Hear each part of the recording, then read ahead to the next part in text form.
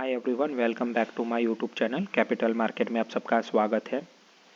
जैसे कि आप लोगों को पता है, हर वीकेंड पे हम लोग कोई ना कोई स्टॉक जो डिमांड में रहते हैं उसके रिगार्डिंग हम लोग टेक्निकल एनालिसिस करते हैं। प्योरली प्राइस एक्शन बिहेव रहता है, जो हम एक ही इंडिकेटर जनरली हम लोग यूज़ करते हैं स्टॉक एनालिसिस में। बाकी प्राइस बिहेव पर ही हम लोग एक एनालिसिस करते हैं, प्योर टेक्निकल एनालिसिस।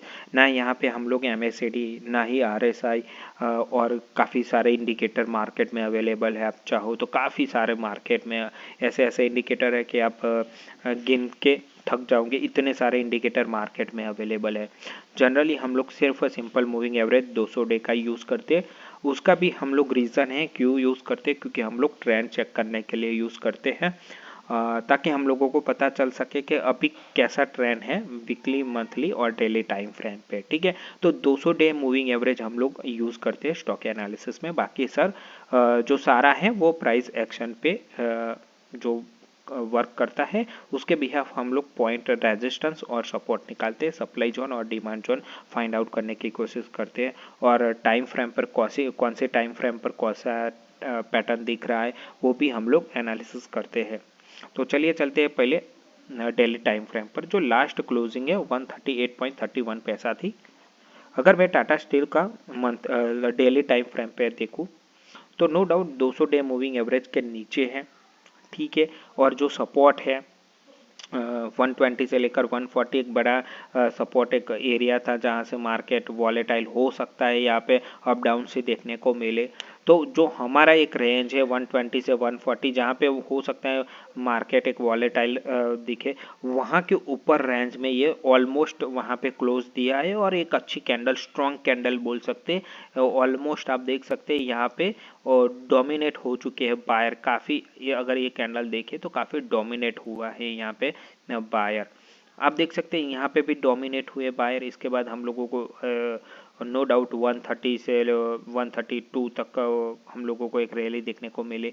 तो फिर यहाँ से हम लोगों को एक स्ट्रॉन्ग कैंडल देखने को मिले, यहाँ पे एक स्ट्रॉन्ग कैंडल देखने को मिले। तो अगर मैं टाइम फ्रेम पे no doubt 200 day moving average के नीचे है, अगर मैं यहाँ पे ये मान के चली कि मैं अगर यहाँ पे एक चैनल ड्रॉ करने की कोशिश करूँ, ठीक है, एक चैनल ये 1 और 2, तो शायद कहीं पे जो हमारा सप्लाई जोन है यानी कि 151 रुपीज़ से लेकर 156, इसके आसपास एक सप्लाई जोन है जहां से फर्दर डाउन साइड आ सकती है। जैसे इस प्राइस के आसपास आता है तो सप्लाई तुरंत आ सकता है मार्केट में और पुल बैक करेगा वापस से स्टॉक को डाउन साइड के लिए। तो यहाँ पे अगर मैं ट्रेड लाइन ड्रॉ करूँ 1 2, तो जो तीसरा पॉइंट हो सकता है शायद हमारे सप्लाई जोन के आसपास मिल रहा है। तो यानी कि यहाँ पे हमारा सप्लाई जोन एक स्ट्रॉन्ग सप्लाई जोन है। अगर मैं डाउन साइड की बात करूँ, अगर मैं यहाँ पे डाउन साइड प्ले करना चाहता हूँ, तो यहाँ पे अगर मैं 1 और 2 पॉइंट डाउन करूँ तो आप देख सकते हैं कि जो हमारा तीसरा पॉइंट है वो एग्जैक्टली 120 जो हमारा सपोर्ट है उसके नीचे आ रहा है, 116 के आसपास आ रहा है। अगर यहाँ पे तीसरा पॉइंट टच करने के लिए आ सकता है, या तो फिर यहाँ पे भी हो सकता है। तीसरा पॉइंट अगर टच होता है और डाउन साइड फर्दर जाता है तो मार्केट में और भी यहाँ पे हम लोगों को गिरावट देखने को मिल सकती है आने वाले समय में। तो एक चैनल आप देख, यहाँ पे एक लोअर चैनल और ये अपर चैनल में, यहाँ पे एक अपर चैनल गिन के चलता हूँ, तो ये हमारी अपर चैनल है। तो अगर आप ध्यान से देखोगे तो ये एक लोअर चैनल यानी कि एक यहाँ पे एक हाई बना, दूसरा है यहाँ पे, तो हर एक जो हाई है वो डाउन होते जा रहा है। इसको बोल सकते हैं हम लोग हायर लो, यानी कि जो पास्ट उसका हाई है, जो सेकंड पास्ट होगा वो उससे कम होगा। तो यानी कि यहाँ पे जो 183 था, इसके बाद हम लोगों को 168 मिला, इसके बाद हम लोगों को 150 मिला। तो क्या हम लोगों को वापस से यहाँ पे कहीं पे, या तो फिर ये भी हो सकता है वापस से डाउन जा सकता है, पॉसिबिलिटी है। अगर मार्क इसको स्ट्रक्चर चेंज करना है तो मेरे हिसाब से फर्स्ट ऑफ तो जो ये 150 था, आप देख सकते हैं ये लो दूसरा और ये तीसरा, अगर इसको काट के ऊपर मार्केट निकलता है तो पूरा स्ट्रक्चर चेंज हो सकता है डेली टाइम फ्रेम पर। और जो ये तीसरा हाई है वो भी ब्रेक हो जाएगा आराम से, तो उससे बाद मार्केट में और तेजी देखने को मिल सकती है टाटा स्टील में। ठीक है, तो डेली टाइम फ्रेम में नो डाउट एक नेगेटिव चैनल में ट्रेड कर रहा है। अगर 150 के आसपास अगर ब्रेकआउट मिलने के बाद अगर ऐसी एक बड़ी कैंडल, स्ट्रॉन्ग कैंडल यहाँ पे दिखती है, तो नो डाउट यहाँ पे हम लोगों को वापस से 180, 190, 200 तक ये स्टॉक देखने को मिल सकता है। ऐसा नहीं है कि ये 2 महीने 3 महीने में मिल जाएगा, हो सकता है 6, 8 या 12 महीना भी लगा सकता है ये स्टॉक। तो ये आप लोगों को ध्यान रख के चलना पड़ सकता है। तो अगर डेली टाइम फ्रेम पे मैं देखूँ तो फिलहाल स्टॉक में वीकनेस है, इसमें कोई दोहराई नहीं है। और अगर एक दूसरी बात भी है, अगर यहाँ से अगर ट्रेंड मान लीजिए ये बॉटम बन चुका है, तो एक अच्छी बात है कि यहाँ से ट्रेंड हो सकता है चेंज हो जाए, लेकिन उसको चेंज होने के लिए 150 को ब्रेक करना बहुत ज़रूरी है। तो टाटा स्टील में 150 या 156 अगर ब्रेक करके निकलता है तो एक अच्छी खासी हम लोगों को वापस से तेज़ी देखने को मिल सकती है। अब चलते हैं वीकली टाइम फ्रेम पर। वीकली टाइम फ्रेम पर मुझे क्या दिख रहा है एग्जैक्टली आप देख सकते हैं, मैंने पहले ही बताया कि no doubt 200 day moving average, जितना आप लोग टाइम फ्रेम छोटा रखोगे वो फॉल्स सिग्नल ज़्यादा देगा। ठीक है, तो ये एक फिल्टर की तरह यूज़ करते हम लोग। अब देखो 200 डे मूविंग एवरेज कब, ये नवंबर 2020 में लगा था, इसके अबव निकला, फिर अभी कब कहाँ पे भी यहाँ पे हम लोगों को 200 डे कहीं पे भी यहाँ पे टच हुआ है, यानी कि करीब 5 साल के बाद ये स्टॉक ऑलमोस्ट 5, 4, 4.5 साल आप लोग गिन सकते हैं, यहाँ वापस से उस टच करने आया और यहाँ से एक बाउंस बैक मिला। तो ये एक रबर बैंड की तरह भी हम लोग मान सकते हैं। आप देखिए यहाँ पे एक स्मूथ रहा, फिर यहाँ पे एक अच्छा, फिर यहाँ पे जब ब्रेक हुआ तो एक अच्छे से यहाँ पे देखिए यहाँ पे एक सपोर्ट की तरह काम कर रहा था, फिर यहाँ पे एक रेजिस्टेंस की तरह, फिर यहाँ पे एक सपोर्ट, इसके बाद मार्केट में हम लोगों को एक तेजी देखने को मिली। तो यहाँ पे एक अच्छा ट्रेड बन सकता था अगर किसी ने 120, 125 अगर यहाँ पे जो सपोर्ट है, तो यहाँ पे एक अच्छा खासा ट्रेड बन सकता था, यहाँ पे एक रिस्क रिवॉर्ड बनता था आप लोग ट्रेड के लिए। अगर वीकली टाइम फ्रेम पे देखूँ तो मैं एक चैनल ड्रॉ करूँ तो यहाँ पे मुझे एक पॉजिटिव चैनल दिख रही है। अगर वीकली टाइम फ्रेम पर अगर मार्केट 127 ब्रेक होने के बाद अगर 120 भी ब्रेक होता है वीकली टाइम फ्रेम पर, तो हो सकता है इस स्टॉक में मुझे और भी वीकनेस देखने को मिले। लेकिन फिलहाल यहाँ से एक बाउंस बैक मिला है, लेकिन जो फ्रेश बाइंग है तो फिर आप लोगों को फ्रेश बाइंग यहाँ से अवॉइड करनी चाहिए, क्योंकि यहाँ 150 के आसपास एक सप्लाई जोन है, तो यहाँ से आपका रिस्क बढ़ सकता है। 1:1 रेशियो हो सकता है आपके पास, पाने के लिए सिर्फ 12 रुपये है और 120 खोने के लिए 18 रुपया। तो यहाँ पे इस लेवल पर मेरे हिसाब से फ्रेश बाइंग रिस्क रिवॉर्ड नहीं बैठता है यहाँ पे। तो मेरे हिसाब से जो मुझे नॉलेज और प्राइस एक्शन मुझे बोल रही है, तो मैं यहाँ पे फ्रेश एंट्री तो फिलहाल नहीं कर सकता टाटा स्टील में, क्योंकि मेरा रिस्क रिवॉर्ड ठीक से नहीं बैठ रहा है यहाँ पे। ठीक है, अगर किसी के पास है अगर यहीं कहीं भी लेवल पे, तो ट्राई कर सकता है 160 के आसपास। इसके बाद आप लोग अगर 160 ब्रेक होता है तो ट्रेलिंग स्टॉप लॉस यूज करके अपने सिस्टम के हिसाब से आप जा सकते हैं। अगर 160, 170 अगर ब्रेक होता है तो 200 रुपीज़ हम लोग यहाँ पे कहीं पे तीसरा पॉइंट टच करने के लिए जा सकते हैं। अगर यहाँ पे 120 ब्रेक होता है तो हम लोगों को फर्दर डाउन साइड देखने को मिल सकती है। अगर आप देखें 200 डे मूविंग एवरेज, तो यहाँ पे एक अच्छे से वर्क किया है उसने।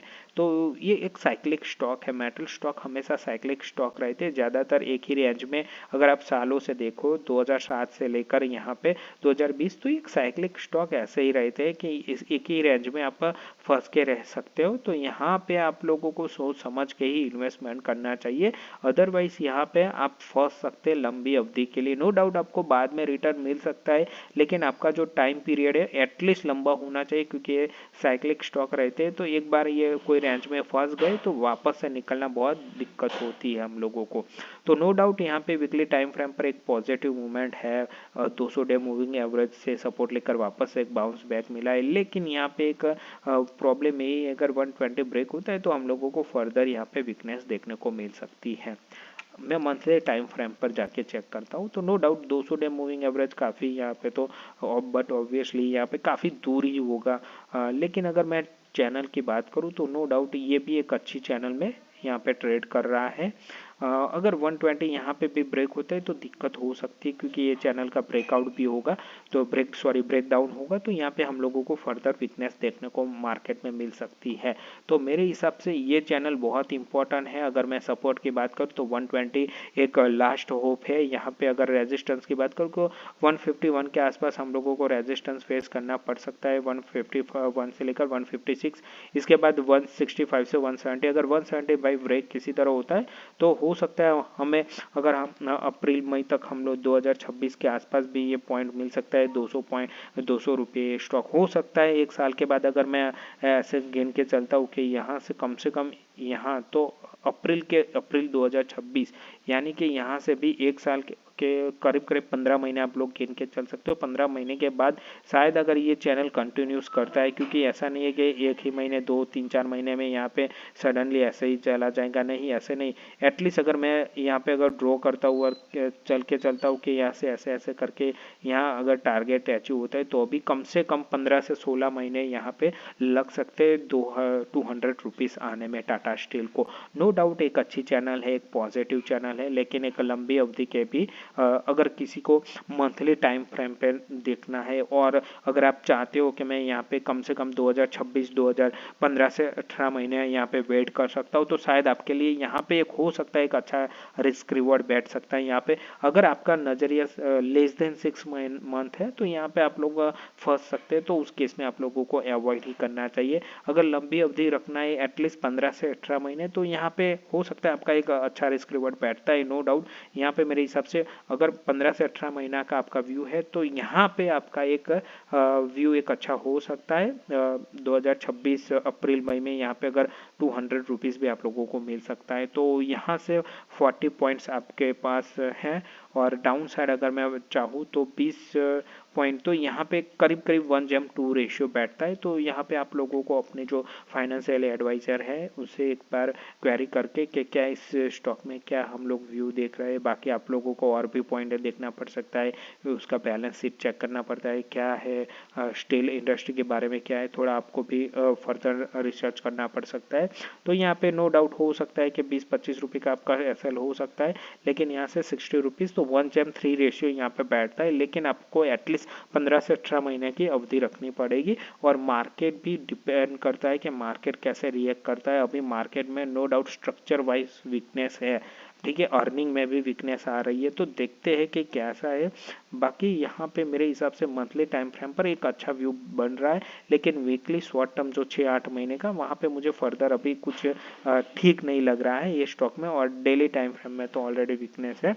तो हम लोगों ने जो प्राइस एक्शन के बारे में अच्छे से बात किया है कि प्राइस एक्शन हमेशा प्राइस रिस्पेक्ट करती है उस स्टॉक के। अगर मान लीजिए कोई स्टॉक है जो बहुत एक अच्छी कंपनी है, मान लीजिए बहुत एक अच्छी कंपनी है, तो उसमें क्या रहता है कि अगर आपने प्राइस गलत पिक कर लिया, मान लीजिए कोई एक मान लीजिए कि ये टाटा स्टील है, आपको अच्छा लगा और आपने यही कहीं पे ले लिया 170 के आसपास, तो आप यहाँ पे ट्रैप हो सकते हैं। तो अच्छी कंपनी होना एक अलग बात है, प्राइस अच्छी होना वो अलग बात है। हो सकता है कोई कंपनी अगर अच्छी नहीं है, ठीक ठाक रिजल्ट है, वो सब है, लेकिन आपने प्राइस सही पकड़ लिया उसका, मान लीजिए कि ये कंपनी है टाटा स्टील का ही पकड़ लीजिए, अगर यहाँ पे कंपनी बहुत ख़राब है, यानी इतना अच्छा परफॉर्मेंस नहीं कर रहा है, लेकिन आपका जो प्राइस है 150-100 के आसपास है, तो देख लीजिए कि यहाँ पे आपको ऐसा रिजल्ट मिल सकता है।